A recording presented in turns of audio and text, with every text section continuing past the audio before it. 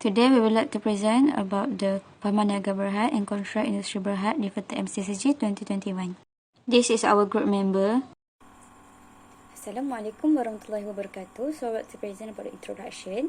So the Malaysian Code on Corporate Governance MCCG 2021 is a set of principles designed to promote transparency, accountability, ethical business practices within Malaysian corporate organisation. So the MCCG is published by the SSM, which is Security Commission Malaysia, to serve corporate governance standard and ensure the corporate to be integrity of their stakeholder. So the code will define important principle, practice for board composition, leadership, and business culture.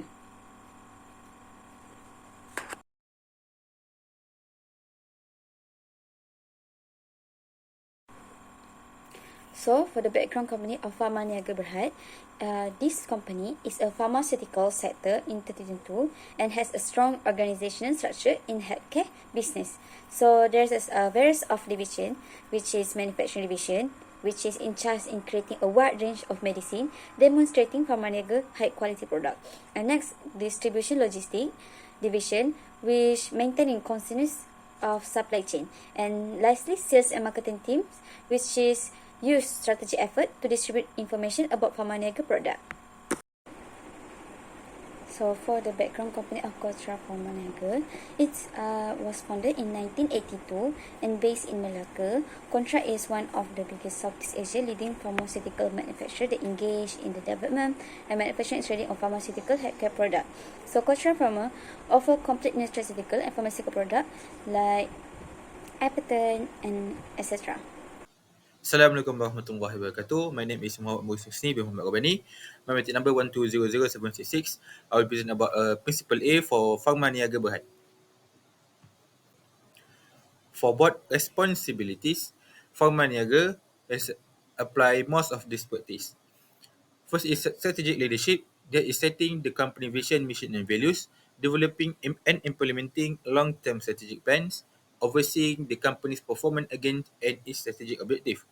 For the risk management and internal control, they establish and maintaining a sound risk management framework, overseeing the effectiveness of the company's internal control system, monitoring compliance with relevant law and regulations, and for next is financial reporting and disclosure, ensuring the integrity and reliability of the company's financial reporting, approving the annual report and financial statement, disclosing all material information to the shareholder and other stakeholder in timely and accurate manner.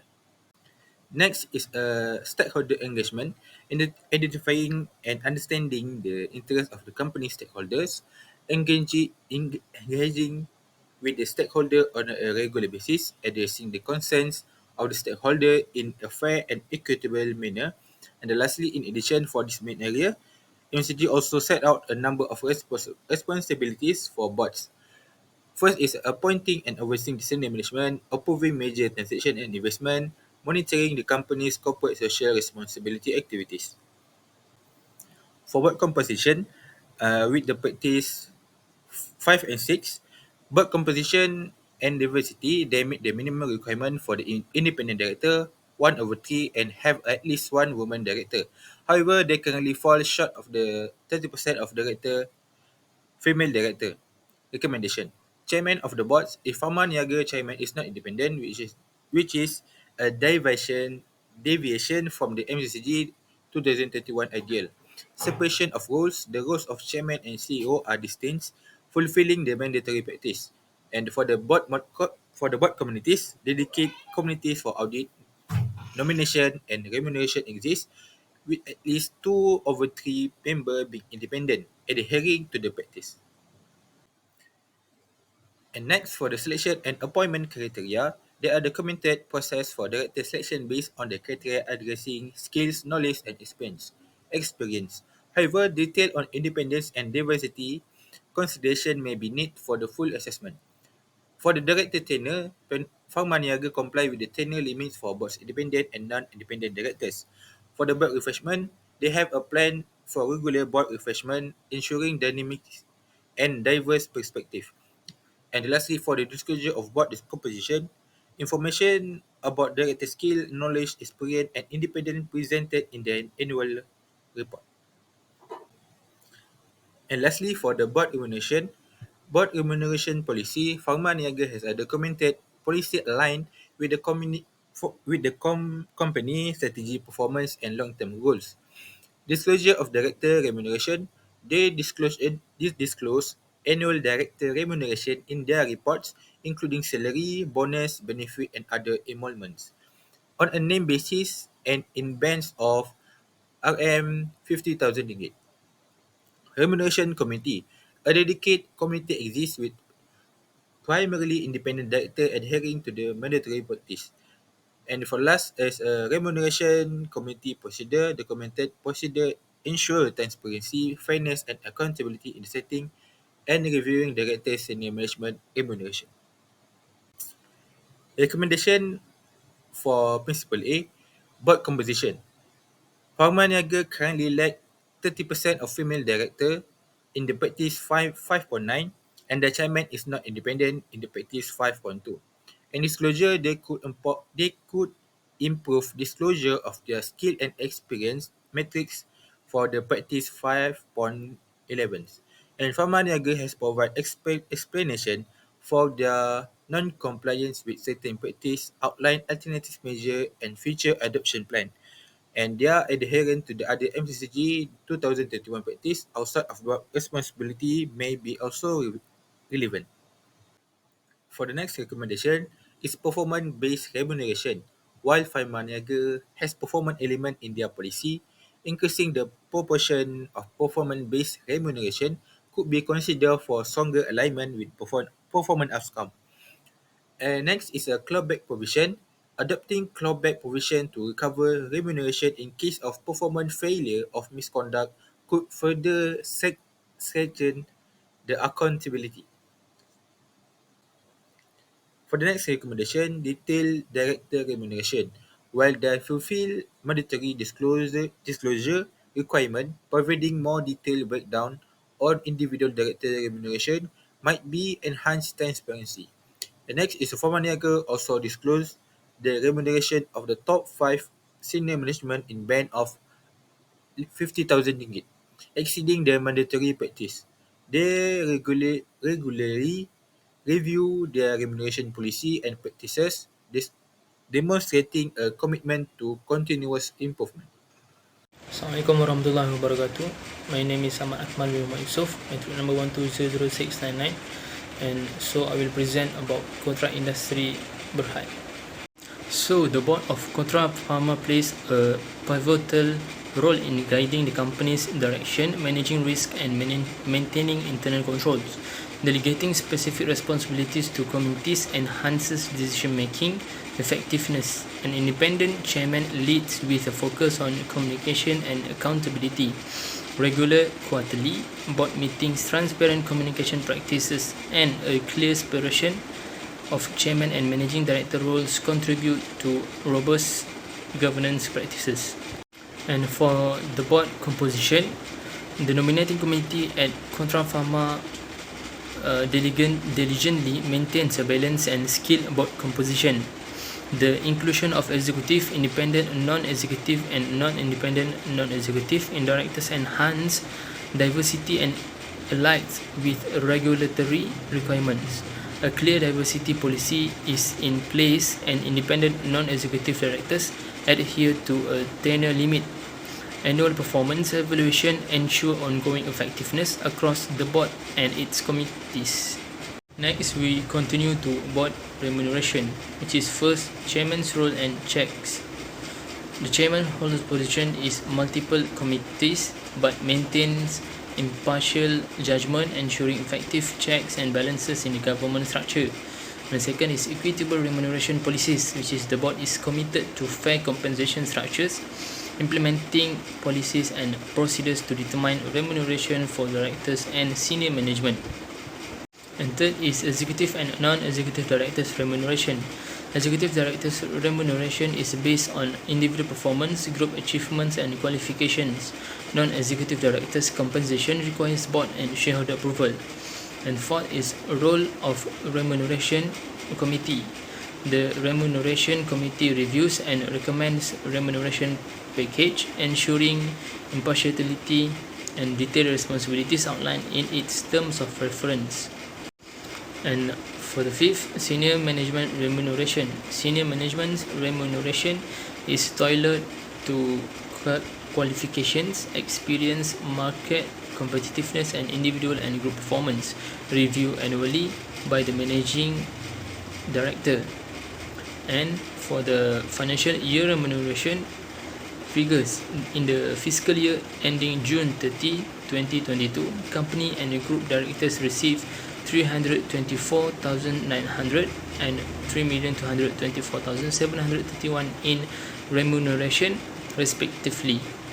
And for the last point for the Board of Remuneration is disclosure approach, which is the board believe detailed remuneration information for senior management may be sensitive, and an alternative approach in disclosure is outlined in the corporate governance report.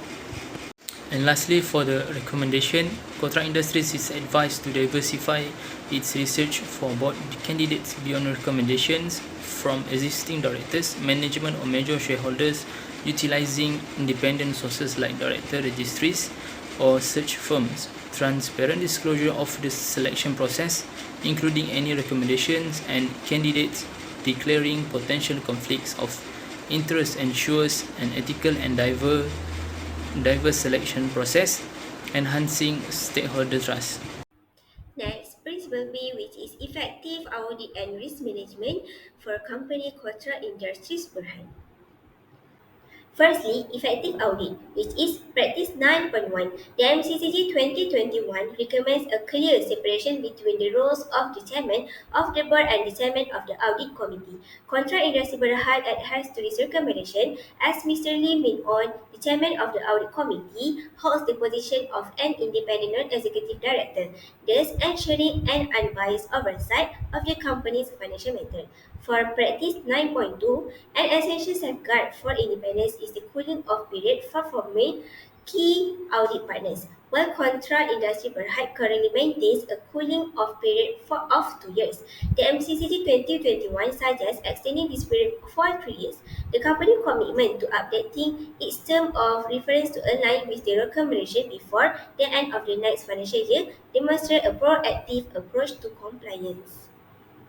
For practice 9.3, Contra Industry Berhad reports conducted a formal assessment using a preset questionnaire adapted from Bursa's Corporate Governance Guide, additionally obtaining a written from external auditor regarding their independence aligned with best practices recommended by MCCG 2021, which is assessment of sustainability and independence of external auditor.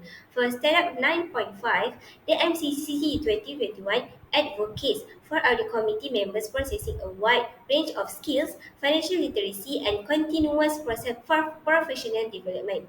Contra Industry Berhad report there is audit committee members are financially literate, attend briefing, and stay updated on relevant development in accounting and auditing standard. This commitment to skill enhancement align with the MCCG 2021 recommendation. Next, risk management, practice 10.1 and 10.2.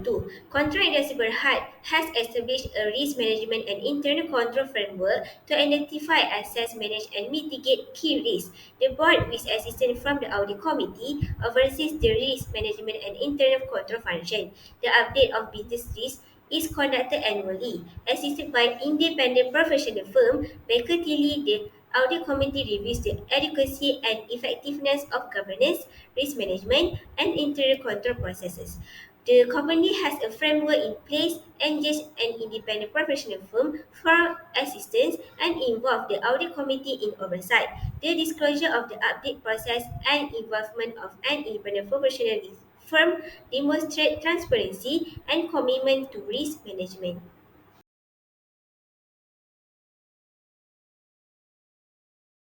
Principle B, effective audit, company Pharmaniaga Berhad applied practice 9.1, which is the chairman of the audit committee is not the chairman of the board. So, the audit committee is chaired by Sarah Azrin Abdul Samad, an independent non-executive director, whilst the chairman of the board were Datuk Sri Muhammad Shazali Ramli and Datuk Sri Zainal Abidin Muhammad Rafiq. They also apply Practice 9.2, which is the Audit Committee has a policy that requires a former partner of the external audit firm of the listed company to observe a cooling off period of at least 3 years before being appointed as a member of the Audit Committee. The board is cognizant that a cooling off period serves as an essential safeguard to the sanctity of the annual audit process. Next, for Practice 9.3, they also apply, which is the Audit Committee has policies and procedures to assess the suitability, objectivity, and independence of the external auditor to safeguard the quality and reliability of the audited financial statements. The Audit Committee additionally monitored and reviewed PwC's performance and independence. And the last one, for effective audit, Practice 9.5, they also apply, which is the Audit Committee should possess a wide range of necessary skill to discharge its duties. For example, Cik Sarah Azrin requires MMLR, a member of the Audit Committee, to be a member of a professional accounting body. And members of the Audit Committee have pursued ongoing professional development. Next, for Principle B, which is risk management. Okay, so first, Practice 10.1, the company Pharmaniaga applied, which is the board should establish an effective risk management and internal control framework. The board has established the necessary risk and internal control infrastructure, which includes the risk assessment process, internal control measures, organizational oversight, and a reporting function. For next practice is Practice 10.2, which is they also apply, which is the board should disclose the features of its risk management and internal control framework and the adequacy and effectiveness of this framework. The group's key operating units conduct ongoing risk assessment, monitoring, and review process with the board risk management committee, providing critical oversight as delegated by the board of directors.